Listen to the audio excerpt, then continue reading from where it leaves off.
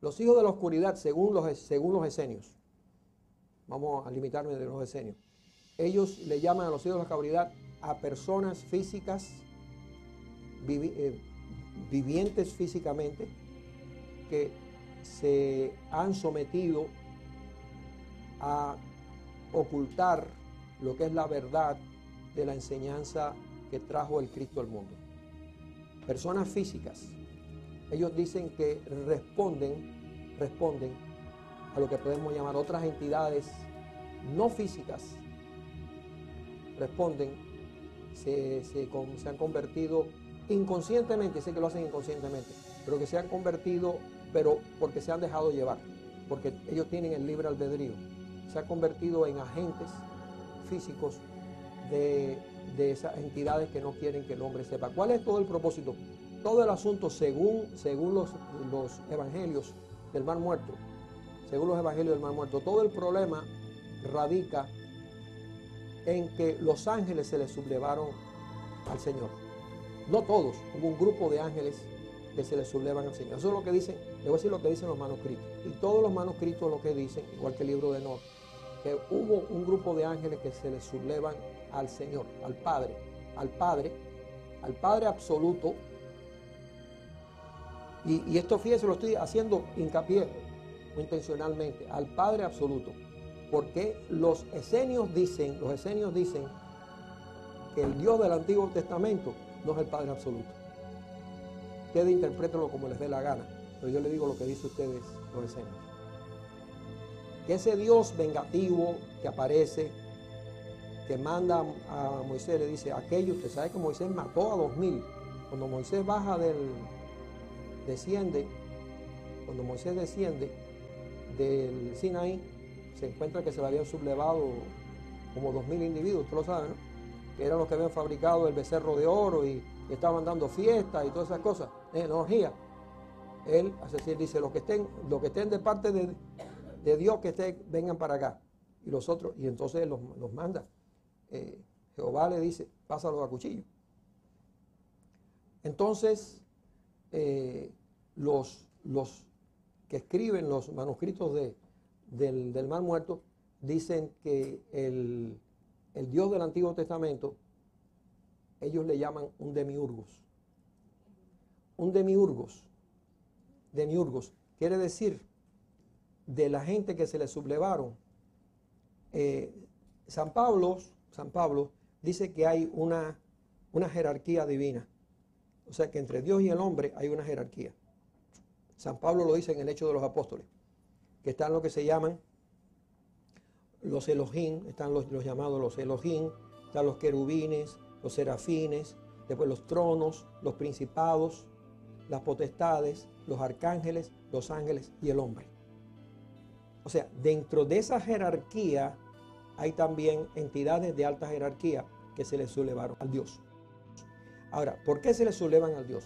Según dice, fíjense lo que yo les digo, yo no soy un ser divino, yo le estoy basando en las condiciones históricas, ¿no? Dicen las condiciones históricas que se sublevan porque cuando Dios crea al hombre, le da potestad sobre todos los seres de la creación, aún sobre ellos.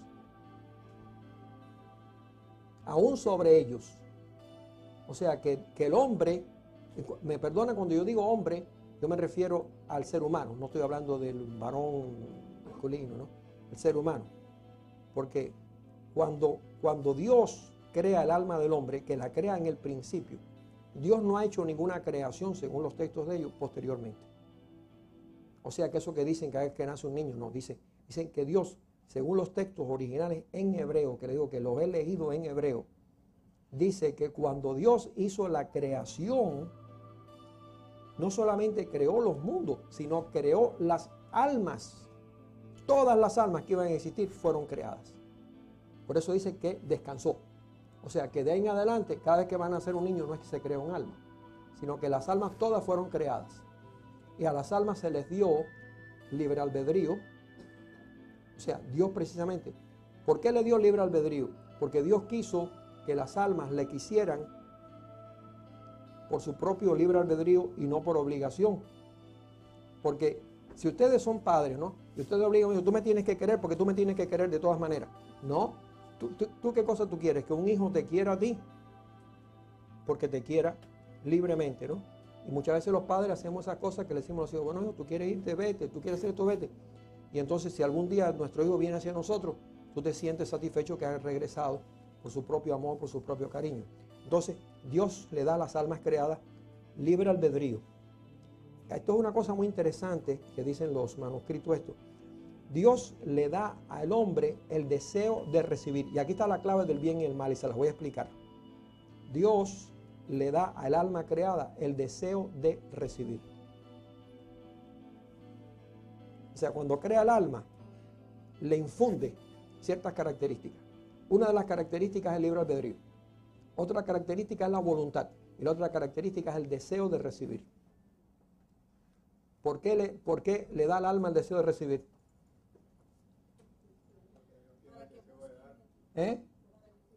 ¿Para qué? Para que pueda recibir lo que le da a Dios. Porque Dios es el deseo de dar. Dios es intrínsecamente, fíjese, la definición que le dan ellos a Dios es la inteligencia infinita. Le estoy hablando de las palabras que ellos utilizan, las que dicen los manuscritos. Dios es la inteligencia infinita del deseo de dar y de compartir. Dios es la inteligencia, palabras textuales. Dios es la inteligencia infinita del deseo de dar y de compartir. Dios no tiene deseo de recibir. Así que ese Dios que te pintan, que Dios quiere que nosotros, no. Dios es la inteligencia absoluta. Dios es una luz positiva. La luz no necesita que le den más luz. La inteligencia infinita, Dios, eso es lo que dicen los manuscritos, esto. Dios es la inteligencia infinita del deseo de dar y de compartir. Dios. El hombre es infundido, la palabra infundido, de libre albedrío, voluntad y el deseo infinito de recibir. Ahora, ¿cuál es el bien y cuál es el mal? Cuando tú usas ese deseo de recibir para ti solo y no dar. ¿Ya entendieron? Entonces, si ustedes quieren tener un árbitro, un punto de referencia de qué es el mal, ustedes dicen, no, el mal es no ir a misa el domingo por la mañana. No.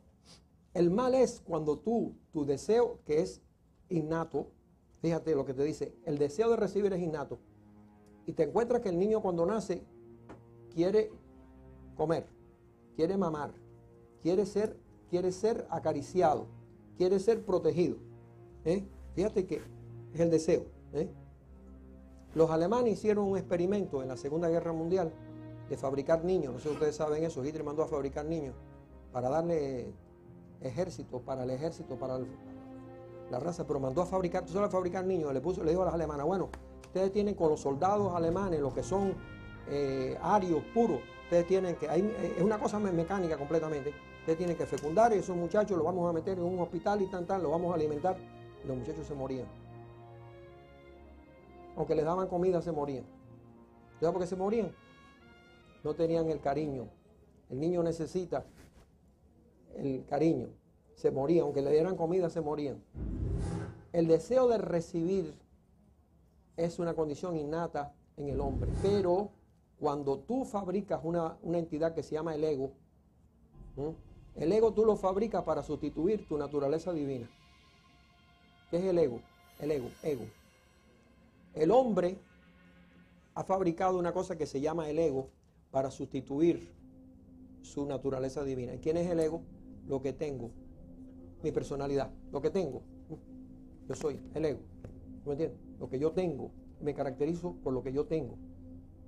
La parte divina es quien yo soy. Y lo van a ver después, la segunda parte, cuando estudiemos las enseñanzas de Jesús, donde le dijo, no te preocupes, le dice las enseñanzas verdaderas de Jesús, no las que están. No, le dice, como le dice la gente, no te preocupes por lo que tú tienes, lo que tú tienes. Preocúpate por lo que tú eres. Porque por añadidura, Dios te dará todo lo que tú necesitas. No te preocupes. Ahora, ¿qué cosa es la maldad? Cuando yo vivo nada más que para recibir sin compartir. El recibir no es malo. Fíjense lo que dice en la enseñanza. El recibir no es malo. El querer, el desear no es malo. Porque siempre nos han tratado de decir que el deseo es malo. No, el desear no es malo. Pero tú lo que tienes que ver, desear y recibir para compartir.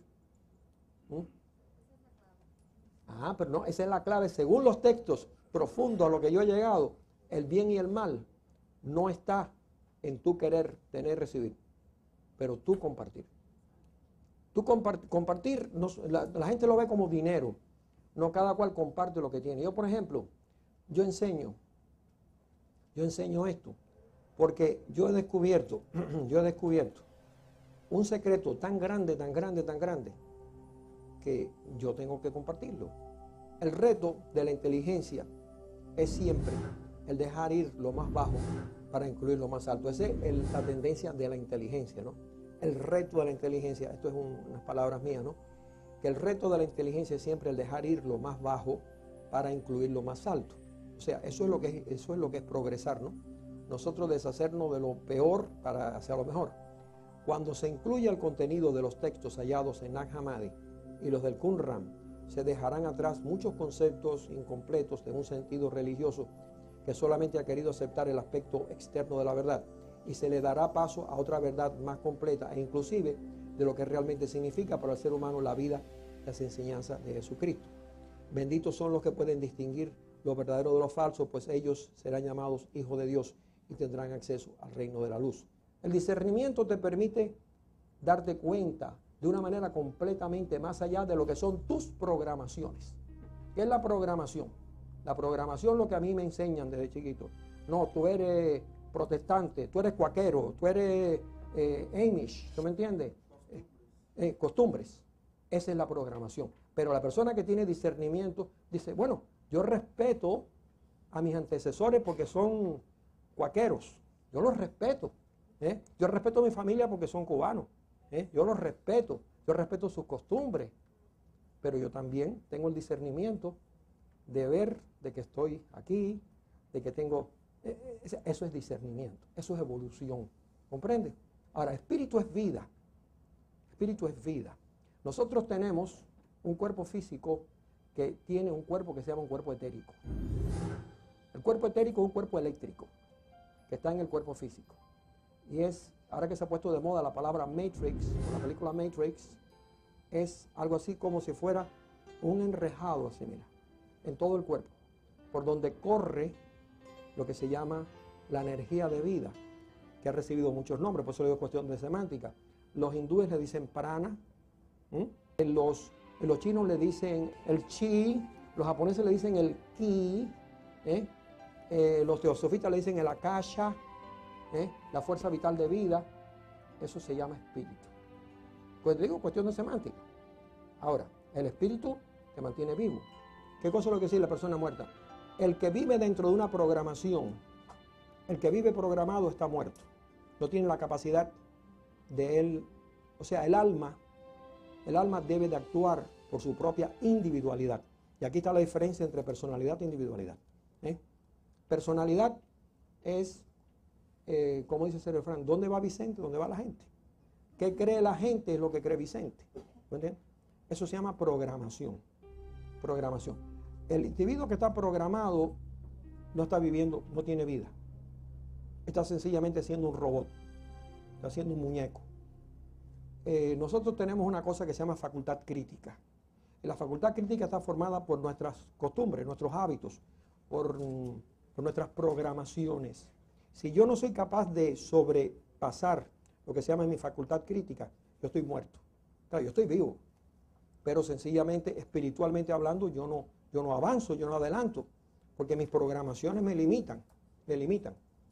Entonces, ¿qué cosa es una persona que desde el punto de vista espiritual está muerto? Es una persona que no evoluciona, que sus programaciones, o sea, precisamente lo que yo enseño, usted sabe lo que yo enseño, es al hombre romper sus programaciones. Claro que es muy difícil, ¿no? Tú tienes que romper tus programaciones.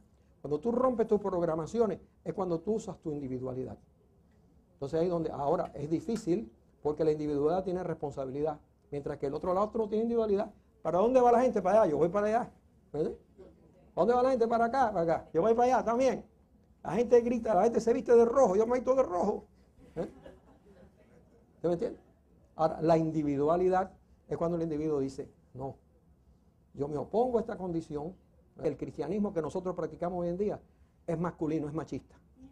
Dios Padre es un macho. Ustedes van a la Capilla Sixtina y tú ves un viejo allí, viejo, varón masculino, ¿no?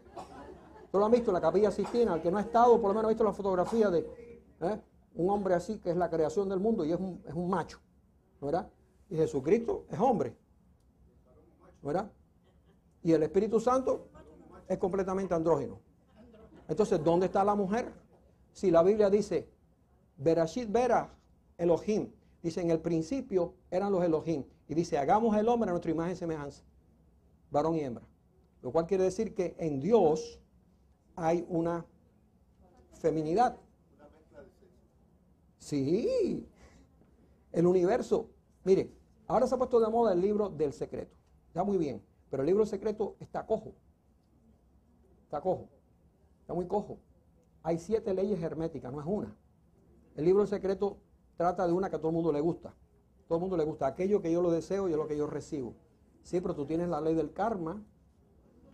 No es lo que tú deseas, es lo que tú también, porque lo que yo deseo, lo que yo deseo, lo que yo deseo. No, pero está la ley del karma.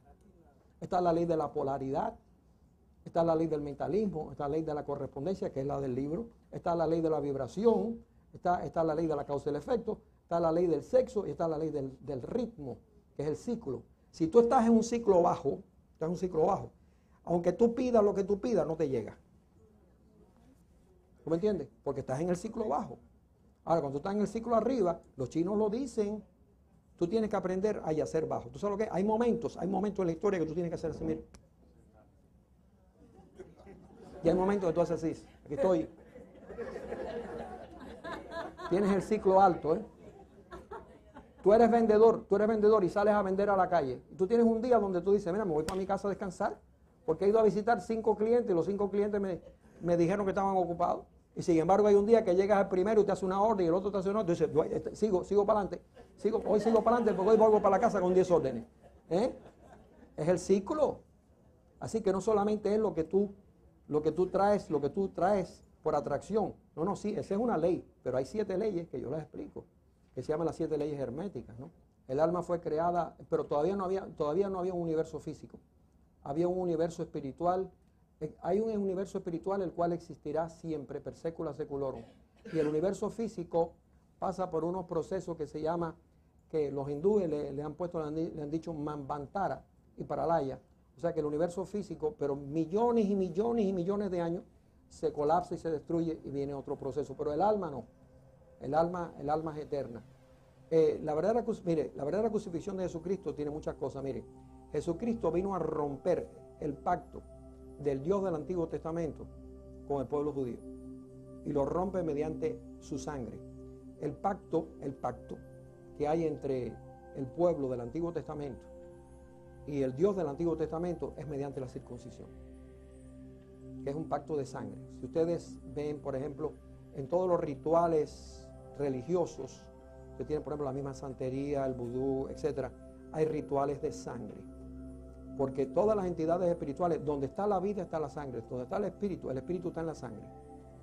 Entonces, los rituales tienen que ser de sangre. Y la circuncisión es innecesaria. Y en la segunda parte ustedes van a ver que en el libro de Tomás le preguntan los discípulos, ¿y la circuncisión es necesaria? Jesucristo responde a Tomás, si hubiera sido necesaria, hubieran sido circuncidados en el vientre de la madre. Aquí es el sitio del nacimiento de Jesús. Posiblemente algunos de ustedes han estado allí y lo habrán visto. Este es el sitio donde marca el lugar donde nació Jesús. Aquí lo que han puesto es aceite. O sea, hay unas lámparas porque el sitio es una iglesia no católica, apostólica y romana, sino es una iglesia bizantina. Entonces ellos utilizan mucho las lamparitas esas que son muy bonitas y entonces allí lo que adentro hay aceite. Entonces, Jesús sabía de su misión. Los esenios sabían de la misión de Jesucristo. María sabía de la misión de Jesucristo desde niño, desde antes de nacer. O sea, los esenios sabían quién tenían entre manos. Es más, los evangelios gnósticos dicen que los esenios pusieron a una mujer llamada Judith, del grupo de ellos, que fuera como la maestra de Jesús. O sea, que tuvo hasta una persona de niño, cuando era niño. Ellos estuvieron en el Egipto. Del Egipto regresaron a Jerusalén. De Jerusalén, fíjense si él estaba avesado, conocedor, que él se enfrenta con estos doctores de la ley que se conocían la ley mosaica para arriba, para adelante, para atrás, y él discute con ellos y los deja con la boca abierta. Fíjense si él tenía, y comenzó con 13 años. Después de eso, él se va para la India. Jesús estuvo en la India. Y hay documentos que demuestran su estancia en la India. Después de la India, él va al Egipto. Y en el Egipto él se encuentra con Juan el Bautista, que parte de todo el sistema de los esenios. Y entonces, en el Egipto, del Egipto que él regresa o sea, que él viene de regreso del Egipto. Él no estaba trabajando de carpintero. Él regresa del Egipto hacia Palestina, que es cuando él se encuentra con Juan el Bautista, que ya está predicando acerca de su llegada. Juan el Bautista tenía muchos discípulos que eran esenios, pero él los desvía, les dice, aquel que viene, yo no soy ni siquiera digno de amarrarle las zapatillas. O sea, que le está diciendo ya que viene un ser, un alma muy superior. Ahora vamos a ver la otra parte. Ahora vamos a ver el segundo mayor de todos los descubrimientos, aunque en periodo histórico es anterior, o sea, se produce en 1945. 2 años, pero fíjese qué cosa tan grande. 2 descubrimientos que tienen una importancia se producen prácticamente juntos. Y no están relacionados las personas que lo hacen, pero sin embargo los descubrimientos sí están. Y por eso yo digo que Dios escribe recto sobre líneas torcidas.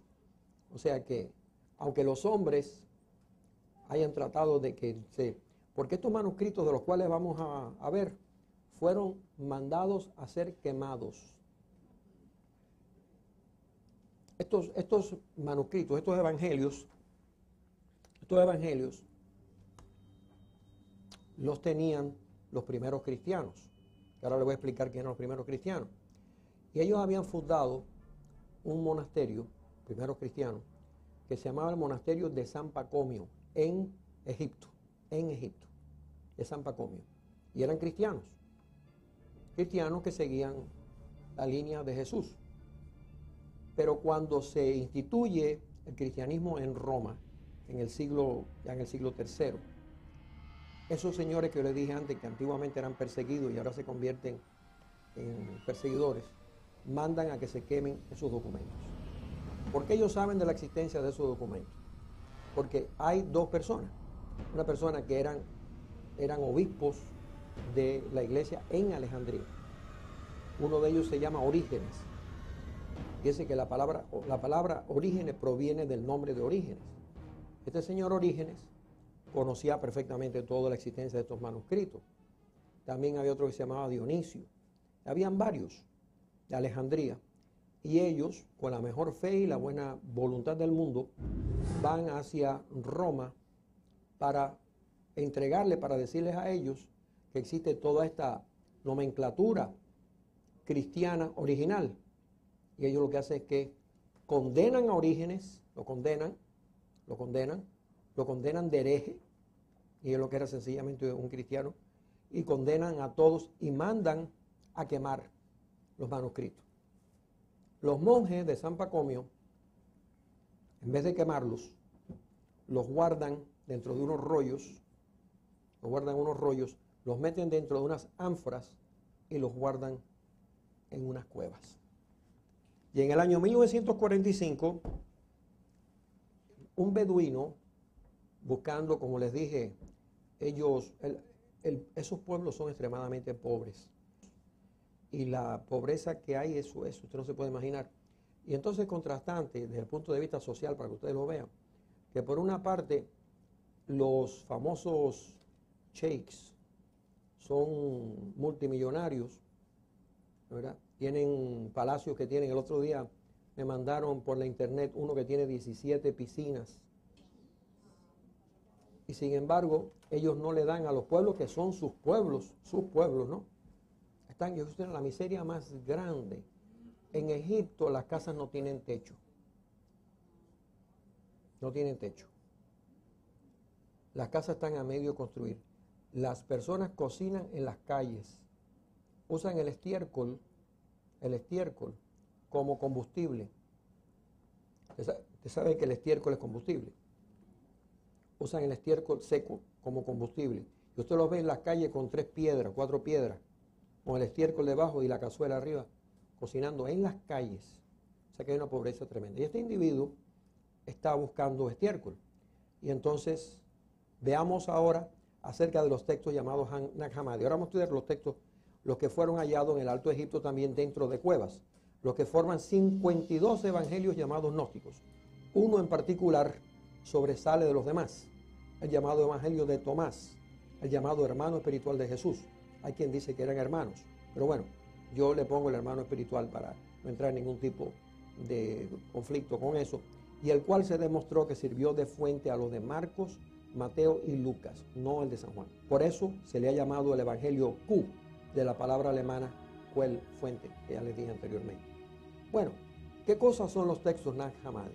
Son una recolección de los textos más antiguos que se tiene conocimiento, fíjese bien, son una recolección de los textos más antiguos que se tiene conocimiento de la paleografía cristiana y representan un testimonio de las enseñanzas secretas de Cristo que son de capital importancia para la historia y la filosofía del cristianismo primitivo. O sea, que lo que es enseñado posteriormente, ya en los años 300 años son años.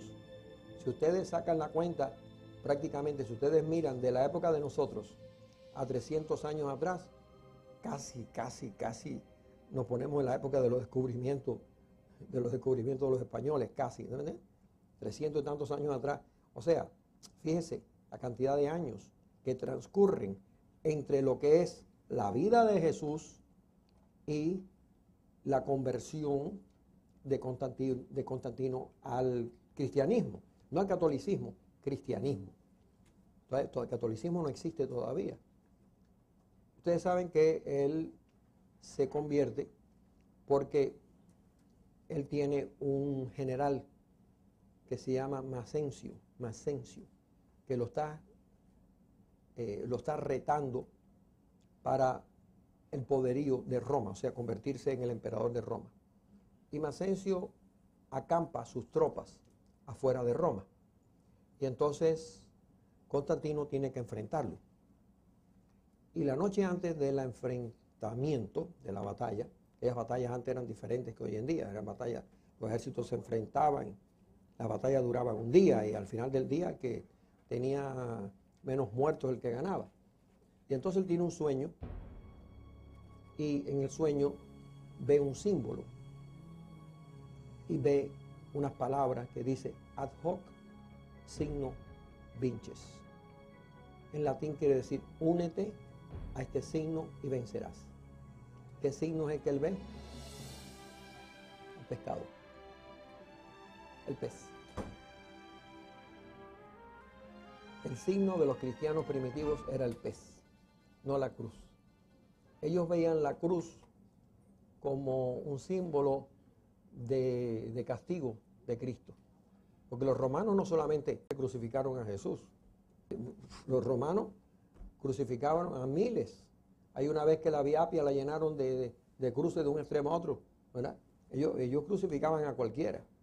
El signo de ellos era el pez. ¿Y por qué el pez? Porque los griegos le habían puesto el nombre a Jesús de el Cristos, que quiere decir el Mesías. El Mesías. ¿Y cuál es el símbolo que ellos utilizan? una C y una X. Para abreviar la palabra Cristos ponen una C y una X. Si ustedes ponen una C y una X, tiene la forma de un pescadito. Y entonces el símbolo que ellos utilizan es el símbolo del pescadito, ¿no? Es una C y una X, es el Cristos. Y entonces ese es el signo que él ve. Él sale para afuera a medianoche y manda a sus capitanes, a sus generales, que pinten en los escudos el símbolo de un pescado. Y entonces van a la batalla, a la mañana siguiente, él gana la batalla y él dice, caramba, este Dios es poderoso. Este Dios es poderoso. Para él era un Dios más. Este Dios es poderoso. Entonces él dice, no, a partir de ahora vamos a permitir, no, todavía Roma no se convierte al cristianismo, vamos a permitir el cristianismo. Y Roma se convierte al cristianismo un poco de años más tarde, ya en el 330, cuando se produce entonces, fíjese, hay muchas cosas interesantísimas sobre esto, ¿no? Los romanos tenían muchos dioses. Ellos tenían un dios para cada día de la semana. Sí, ellos eran paganos. Y entonces ellos tenían un dios para cada día de la semana, para una celebración. Ellos celebraban un día. Ustedes han visto en lo que se llama el Panteón. El Panteón es ese edificio que tiene una cúpula. Bueno, el techo del Panteón tenía 365 casetones así. Y en cada uno de ellos tenía pintado a uno de los dioses que ellos le dedicaban el día. Cuando los judíos, ellos invaden a Israel, los judíos le decían, nada más que hay un Dios. Ellos le decían, pero ¿cuál es el problema de ustedes? Nosotros aceptamos al Dios de ustedes también. Lo ponemos allá arriba. ¿Cuál es el problema? Los judíos le decían, no, es que hay nada más que un solo Dios. No hay problema ninguno. Entonces, los nuevos cristianos no quieren utilizar los templos paganos. ¿Y dónde se meten ellos? En las basílicas. Las basílicas romanas no eran edificios religiosos, eran edificios para lo que nosotros llamamos aquí hoy en día stock market, ¿verdad? Donde se trabaja con intercambio de monedas y cosas de eso. Sí, eso era la basílica. Entonces ellos toman la basílica porque no quieren utilizar. Y ahí es donde empiezan a utilizar. Y de ahí en adelante la basílica se convierte en el modelo, el prototipo del templo cristiano. Pero la basílica era un edificio de naturaleza completamente civil, de negocio. Pero entonces ellos toman la basílica y de ahí entonces la basílica se convierte en el prototipo de la basílica, el que es el edificio rectangular largo, con 3 naves, la nave del medio más alta, que tiene ventanas aquí, y las naves de los lados más bajas, para que puedan tener ventanas arriba, que se llama un clerestorio, y tenía atrás una cosa abovedada así, que se llama el ábside, que es donde se paraba el que hacía los cambios, ¿no? Es parecido al sistema que hay aquí hoy en día de los remates y cosas de esas, y se paraba y decía, y entonces tenía esa para que la voz se proyectase hacia adelante. Y de ahí surge, que ustedes ven la iglesia cristiana durante muchos siglos, ya hoy en día hacen iglesias modernas, eso, pero que era el prototipo de la basílica.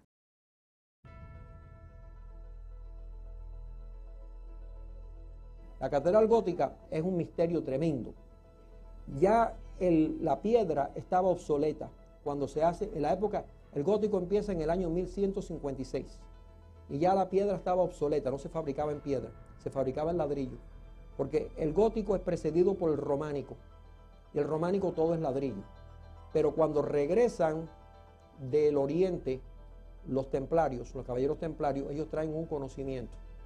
Y el conocimiento es que hay que fabricar la catedral, que es un sitio donde se recoge la energía de la tierra, porque la tierra tiene una energía que se llama fuerza telúrica, que está en la tierra.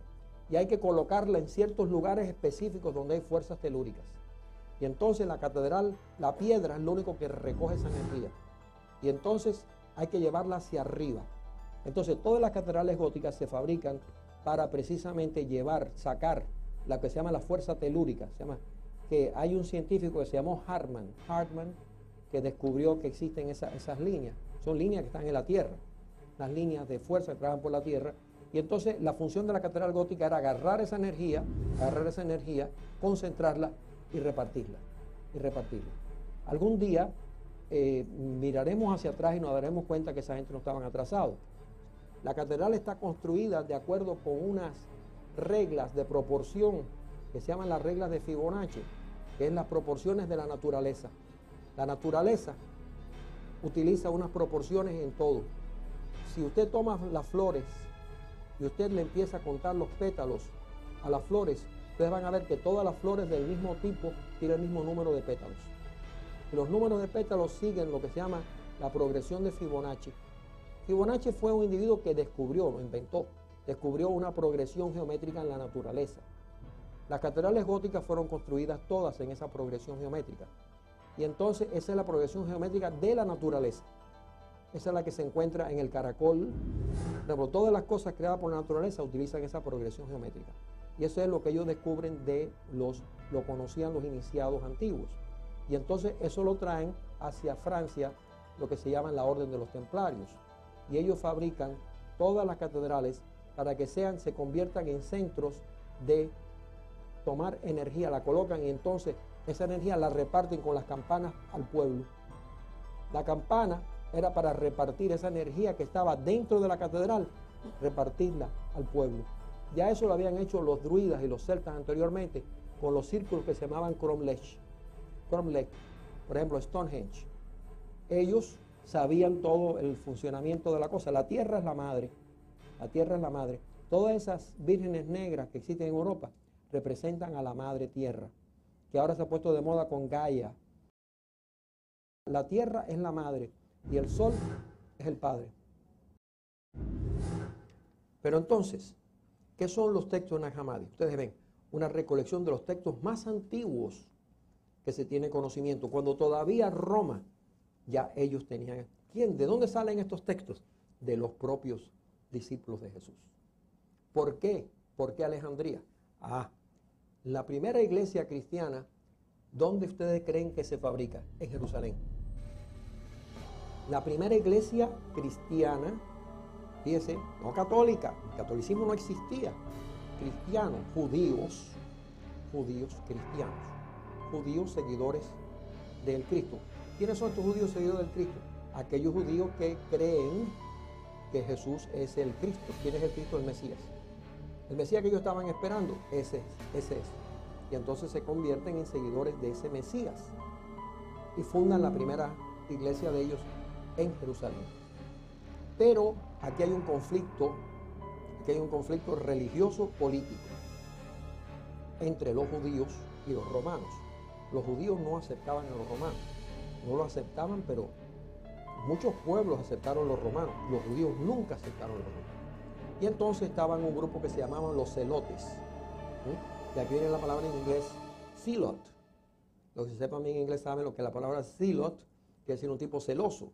Pero celoso no celoso de la parte amorosa, sino celoso de su religión, ¿no? Y entonces estos individuos son los que se oponen y se convierten en terroristas en contra de Roma. Ustedes saben quién era uno de los zealots. El famoso ladrón. Ustedes vean lo que son. El famoso ladrón Barrabás no era tal ladrón. Los dos ladrones, ustedes ponen los dos ladrones. Barrabás era un celote. Era un enemigo de Roma. Y la palabra Barrabás quiere decir hijo de Dios. Nombre que se había puesto él mismo. O sea, él era uno de los... Porque los judíos estaban esperando un Mesías no religioso. Los judíos estaban esperando un Mesías beligerante. Ellos estaban esperando un Mesías que los sacara del yugo de Roma, pero que también los dirigiera en el aspecto religioso. Y por eso que Jesús les dice tantas veces, por eso hay que entender todo eso. Mi reino no es de este mundo. Mi reino no es de este mundo, porque ellos querían que Jesús fuera ese Mesías guerrero, que dirigiera a aquel pueblo en contra de Roma en una revolución que al fin y al cabo se produce en el año 68, que es la famosa revolución donde les hablé antes de Masada, ¿verdad? que Tito se aparece con 4 legiones y acabó, quemó, acabó. Por eso que hoy en día ustedes van a Jerusalén y el templo de Salomón no está por ningún lado. Lo que queda es el muro de los lamentos, que era una de las paredes porque los romanos acabaron, quemaron, destruyeron, desbarataron, acabaron con Jerusalén. Entonces, los judíos seguidores de Cristo se tienen que ir de Jerusalén. Y primeramente se van para Jordania. Porque en Jordania, ellos estaban buscando, aunque todo eso estaba en manos de los romanos, a ver dónde los romanos eran menos crueles, ¿no? Y primero se van para Jordania. Pero después también en Jordania y terminan en Egipto, en Alejandría. Y entonces se reúnen en Alejandría y ahí es donde reciben el nombre de gnósticos, que quiere decir sencillamente los que tienen el conocimiento. ¿Y por qué? ¿Y por qué en Alejandría la palabra conocimiento? Porque Alejandría era un centro de cultura. Ustedes saben de la famosa biblioteca de Alejandría, ¿verdad? Centro de cultura. Entonces se decidió que el idioma cultural de aquellos tiempos era el griego, como hoy en día es el inglés, y hace años fue el francés. Antes los que estudiaban diplomáticos tenían que aprender necesariamente, obligatoriamente francés, ¿verdad? Y después, antes fue el latín. O sea que antes fue el latín. ¿Por qué ustedes se creen que en París, todos conocen que en París hay un lugar que se llama The Latin Quarters, ¿no? Porque allí están las universidades, todas las universidades, la escuela de Beaux-Arts, la Sorbona, todas esas escuelas están allí. Entonces se decidió, como venían a estudiar esas escuelas personas de todas partes del mundo, buscar un idioma que fuera intermedio. Ya el griego estaba fuera de uso, pero su tiempo fue. Entonces, ¿cuál era entonces el latín? Y decidieron, bueno, pues todos los estudiantes que vayan a estudiar en la Sorbona, en las escuelas de Bellas Artes, entonces, todas esas universidades que estaban allí tienen que aprender latín, porque es la única manera que venían los italianos, venían los alemanes, venían los ingleses a estudiar. Vamos a crear un idioma común. Y entonces, y por eso los muchachos que estudiaban en la universidad hablaban latín también. Y entre ellos se ponían a hablar latín. ¿Por qué? Porque como hacen hoy en día los muchachos jóvenes, se ponen a hablar inglés. ¿Por qué? Porque les da como cierto estatus, ¿no? Nosotros les hablamos en español y ellos te hablan en inglés porque es cierto estatus, ¿no? Yo soy, y a ellos eso les daba cierto estatus y se puso el nombre de Latin Quarters. Pero en Alejandría lo que se hablaba era el griego. Y entonces son los griegos los que le ponen el nombre de los gnósticos. ¿Qué quiere decir? Aquellos que tienen el conocimiento. Gnosis es conocimiento. No porque fuera una secta, no. Tienen el conocimiento de las enseñanzas que Cristo ha dado. Y le ponen el nombre de los gnósticos. Por eso es que son tan importantes. Ellos siguen al pie de la letra lo que son las enseñanzas de Cristo. Aquí es donde se encuentran los textos de Nag Hammadi. Aquí. O sea que este grupo de monjes de San Pacomio buscaron esta cueva y los escondieron. ¿Ves? Los escondieron y los taparon. Los escondieron y los taparon. Pero este beduino, en el año 1945, buscando, se mete por aquella, ve el hueco, se mete y cuando ve aquellas ánforas, dice, aquí yo voy a encontrarme, seguro que hay dinero. Lo que se encuentra son pergaminos. Pergaminos. ¿Eh? Es tan bruto el individuo que usa parte de los pergaminos para, cuando llega a la casa, cocinar. Pero dándose cuenta, la mujer le dice, esto hay algo de valor aquí. Él va al pueblo y los vende por una tontería. Los vende por una tontería. Poco dinero. El individuo que los compra, un anticuario, se da cuenta que tiene algo de valor. Y empieza a hacer contacto en el mundo ese de por debajo y se da cuenta que tiene un valor y empieza a venderlos en pedazos. Inteligente dice, no voy a vender, no, en pedazos. El Instituto Rockefeller, quien tiene una escuela para eso, se dan cuenta que lo que tienen en la mano es dinamita. ¿Se dan cuenta? Entonces, antes de seguir explicando, vamos a ir por él. Dice, ¿quiénes escriben estos textos? Bueno, pues discípulos directos de Jesús. Tomás, Felipe, Pedro, María Magdalena, en fin. Después les voy a decir la lista que hay, ustedes van a ver que son muchísimos. ¿Y qué es lo que enseñan estos textos? Un testimonio completo de la palabra de Jesús, en formas de enseñanza que no han sido dadas a conocer al público, pues demuestran cómo Jesús dijo que debía ser el hombre para encontrar su salvación. Vamos a la palabra salvación, su emancipación. Ok, ¿qué demuestran los textos encontrados en Nag Hammadi? ¿Qué demuestran? Yo hago un resumen aquí. Que Jesús mantuvo una escuela secreta, en donde enseñó principios espirituales conducentes a la iluminación espiritual del ser humano. O sea, aparte de que él le habló en público a la gente, en público, él con sus discípulos tenía una escuela secreta. Cuando se reunía con ellos en secreto. Precisamente lo que se llama, el donde él celebra la última cena, que se llama el aposento alto, es donde él se reunía con sus discípulos. Se reunía a enseñarles. Así que Jesucristo, aparte de ser un Cristo, un mensajero, era también voy a usar una palabra que algunos conocen y otros no, pero le voy a explicar. Era un hierofante. ¿Qué cosa es un hierofante, el que sepa? Un sacerdote. Sacerdote del conocimiento.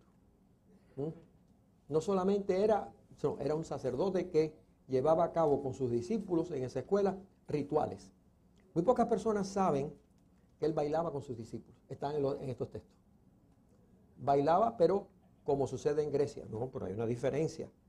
En Grecia hay un baile, por ejemplo, y que en Israel, nosotros hemos estado en Israel, nos hemos quedado en los kibbutz, y allí los hombres, o sea, es un tipo de baile diferente. No es el baile no, es un baile como usted ha visto en la película de Zorba de Crick, tum, tum, tum, tum, tum. Es un baile de elevación espiritual.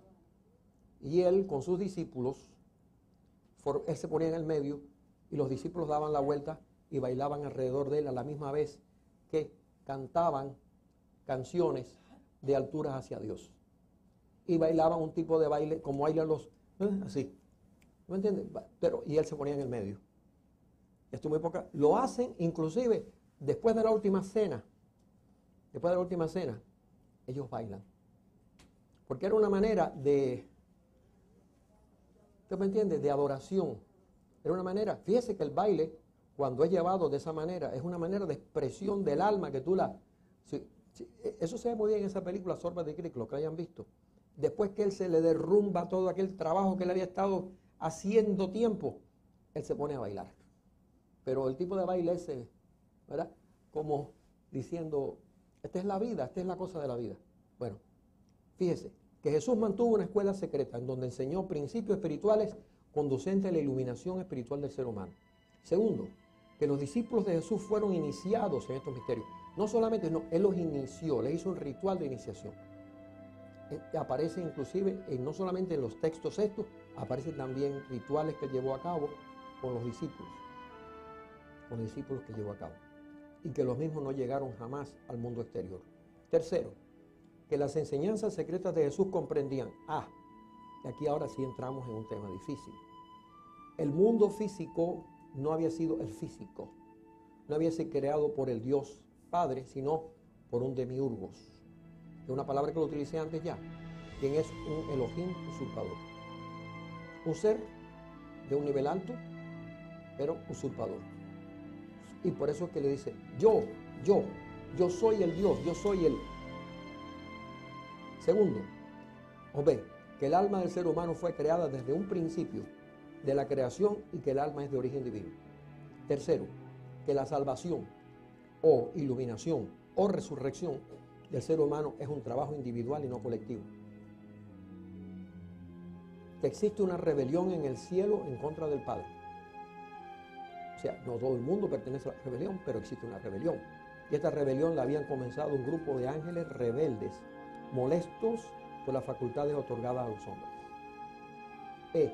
Estos ángeles rebeldes eran los causantes del estado de separación en que había caído el hombre. Ahora voy a explicar por qué. Y Dios tiene un aspecto femenino al igual que masculino. ¿Por qué los ángeles luchan? Los ángeles caídos, porque hay ángeles que no son caídos, Por eso los ángeles que yo les menciono muchas veces a ustedes en distintos programas son los no caídos. Y los ángeles caídos tratan de demostrarle al Creador que el hombre no se merece aquello que Él le dio. No se merece. Y por eso es que incitan al hombre a que caiga en el mal. Para entonces decir, no te lo estaba diciendo, lo que creaste es un ser imperfecto. Le diste esto, le diste esto otro, pero es un ser imperfecto. Pero Dios manda al Cristo, que es su Hijo, precisamente para que aquellas almas que habían caído se puedan levantar. Pero todavía hay ángeles caídos o hay fuerzas caídas. Mire, dentro de la Iglesia Católica, Apostólica y Romana hay una división muy grande, para que ustedes sepan. O sea, no se crea que todo el mundo de la Iglesia Católica, Apostólica y Romana son buenos y todo el mundo es malo. Los teólogos expertos en la materia se dieron cuenta que el Evangelio de Tomás era la fuente original de donde los otros evangelios habían sido sacados por lo que eran las enseñanzas de Jesús más directas que existían. Más directas que existían. Por eso, ya lo dije antes, el Evangelio de Tomás se le llamó el Evangelio Q, de la palabra alemana Quell, que quiere decir fuente original.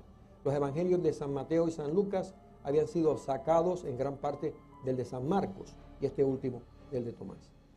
¿Cuáles fueron las enseñanzas que Jesús le dio a Tomás? Nota, aunque en los evangelios bíblicos tradicionales aparece a Jesús hablando acerca del reino celestial, este nunca lo llamó por tal nombre, sino le llamó el mundo de la luz, que ya yo le había dicho a ustedes anteriormente. Y Tomás ha dicho, ahora entramos ya en y Tomás ha dicho, quien encuentra la interpretación, y esta es la parte de la interpretación, de estas enseñanzas, no saboreará la muerte. Jesús dijo, ahora, ¿qué decir la muerte? Quiere decir la muerte del espíritu, la muerte del alma. No la muerte física, sino la muerte del alma, porque según ellos dicen que el que no tenga conocimiento, aunque sobreviva su espíritu, esa es la palabra espíritu, aunque sobreviva la muerte, vivirá en la oscuridad. Y es una forma de muerte. Jesús dijo que quien busca no deje de buscar hasta que encuentre. Y cuando encuentre se turbará. Y cuando, fíjese, dice que el que busca va a encontrar, pero que cuando encuentre se va a turbar. Y cuando haya sido turbado se maravillará. Pero ¿por qué viene la turbación? Porque te vas a encontrar lo que les dije antes. Te vas a encontrar que todo lo que te han enseñado, donde te has aferrado, donde te has afiancado, son lo que yo decía antes del altarito que tú tienes, te vas a dar cuenta, te vas a turbar. ¿Qué hago? ¿Sigo hacia adelante o no sigo hacia adelante? ¿Verdad? ¿Busco más o me quedo agarrado a lo que yo antes creía? Que es lo que a muchas personas le pasa, ¿no? Muchas personas, fíjense, yo no trato ni los programas de radio, ni cualquier conferencia, yo no trato de crear proselitismo. Hay personas que me dicen, yo estoy feliz, le digo, si no estoy, yo a nadie trato de convencer, no, tú estás feliz, yo no quiero meterme en eso, no te metas en esto. Sencillamente, no se lo digo a la persona, pero yo en mi sentimiento interno sé sencillamente que esa persona no está preparada, punto, no es nada. Jesús dijo que quien busca no deje de buscar hasta que encuentre, y cuando encuentre se turbará, y cuando haya sido turbado se maravillará y reinará, pero fíjese, y reinará sobre la totalidad y hallará el reposo. Entonces, aquí está la interpretación. El que entienda el significado oculto de las palabras de Jesús volverá a su estado original como espíritu eterno, tal como era antes de haber nacido. Esto es bien. No. El que entienda el significado oculto de las palabras de Jesús volverá a su estado original, porque nosotros como almas originales éramos almas perfectas. Pero el alma descendió, cayó. Pero volveremos a nuestro estado original, pero tendremos una gran ventaja. Tendremos experiencia. Fíjense la historia del hijo pródigo de Jesús. Jesús pone una historia, dice, el reino de los cielos. Dice, es como el hombre cuyo hijo le dice, dame mi fortuna que me voy. El hijo le dice, ustedes conocen esa parábola, ¿no? Dame mi fortuna que me voy. Y el hijo se va y va a recorrer el mundo y acaba con la fortuna. Por eso le ponen pródigo. Pródigo quiere decir que prodigó, que acabó con la fortuna. Y cuando llega un momento que se queda sin nada, se pone a hacer trabajos meniales, tiene que hacer trabajo que pueda. Y entonces llega a una conclusión, dice, caramba, pero si en la casa de mi padre hasta los sirvientes comen mejor de lo que estoy comiendo yo y están haciendo... Y entonces él regresa a la casa del padre. Y entonces el padre dice, hagamos fiesta, ¿no? Él esperaba que el padre lo iba a decir, bueno, tú vas a ser un esclavo ahora. Pero fíjate, él dice, así es el reino de los cielos.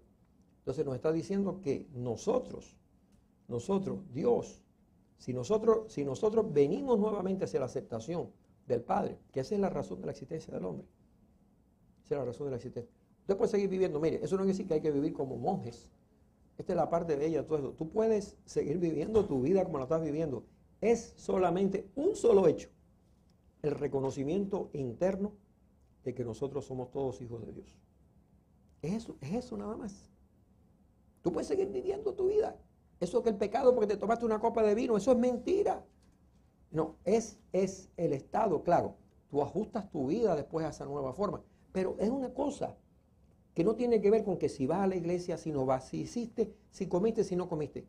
Es un convencimiento interno, no porque te lo digo yo, una realización interna de que tú eres un alma creada por Dios, que aparte de tu cuerpo físico, hay un ser espiritual que representa tu alma, y esa alma es la que verdaderamente busca la salvación, la que sobrevive la muerte, y que tú eres un hijo de Dios. No la parte física, sino tu alma es la parte. Y no importa que exista la reencarnación o que no exista, esa alma sobrevive, y esa alma es la que es divina. Cuando tú llegas a esa conclusión y te dices, yo soy hijo de Dios, y Dios a mí no me puede, y esto es la parte interesante que yo les dije antes, que Dios tiene una parte masculina y una parte femenina. En la Cábala, y yo enseño Cábala. ¿Por qué? Porque la Cábala es el estudio de las palabras secretas del antiguo que existe en todo este conocimiento. Porque el idioma hebreo tiene un significado en números, y una palabra en hebreo puede traducirse a un significado, a una palabra, y se puede intercambiar las palabras. Por eso yo estudié Cábala, enseño Cábala. En la Cábala te enseñan claramente que Dios tiene una parte masculina y una parte femenina. Y la parte masculina es la que se pone brava contigo, y la parte femenina es la que te perdona.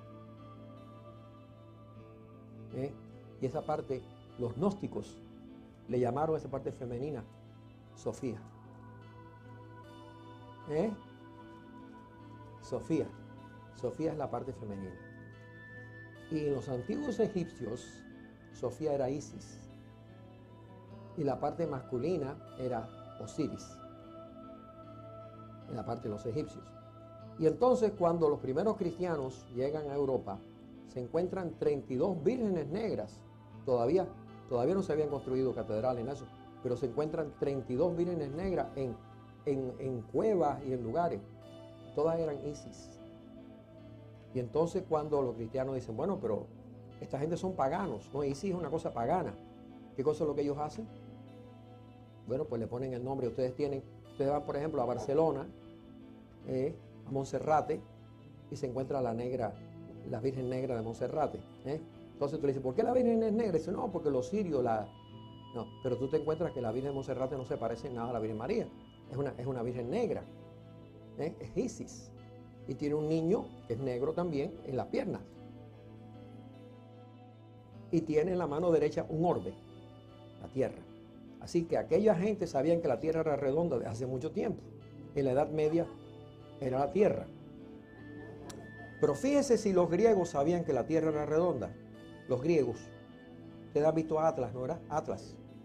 Y Atlas es un dios griego. ¿Y qué cosa es lo que Atlas tiene atrás en la espalda? El mundo. El mundo y una bola del mundo. Así que los griegos estaban más adelantados en la Edad Media a Galileo.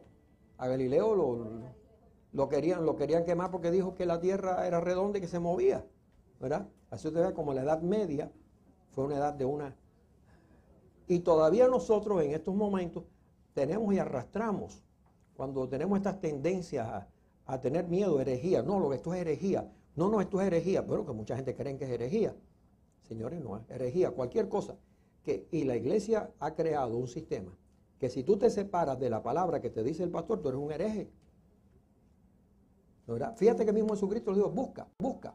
Mire, el que entienda el significado oculto de las palabras de Jesús, volverá a su estado original como espíritu eterno, tal como era antes de haber nacido.